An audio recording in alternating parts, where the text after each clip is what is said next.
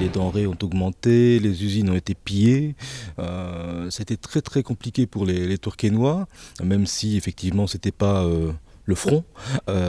Et après la Première Guerre mondiale, à titre d'exemple, les usines textiles de notre ville retrouvent leur niveau de production de 1914 seulement en 1922-1923.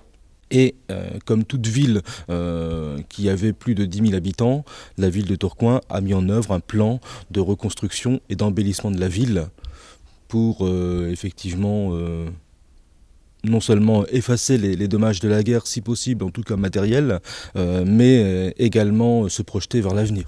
Ça peut être des documents de famille, ça peut être donc documents de famille, ça peut être un journal écrit pendant la Première Guerre mondiale à Tourcoing, ville occupée.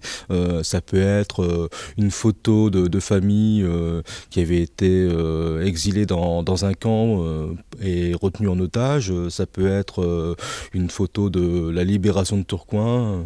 Ça peut être une balle, ça peut être un document. C'est important parce que qu'une personne dépose aux archives municipales une part de sa famille, on y est attaché, et c'est un beau geste qui pense collectif de pouvoir faire vivre cette mémoire familiale au sein de la ville de Tourcoing.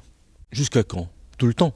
Mais effectivement, dans le cadre de la commémoration de la Première Guerre mondiale, depuis 2013, il y a une opération qu'on appelle la Grande Collecte, 2013, 2014, 2016, 2018.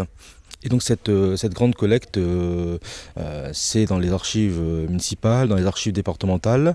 Chacun peut apporter des documents de famille, retrouvés dans les greniers, et ou en faire un dépôt, un don, ou tout au moins le faire scanner, le faire numériser, pour que ça puisse être connu d'un plus large public.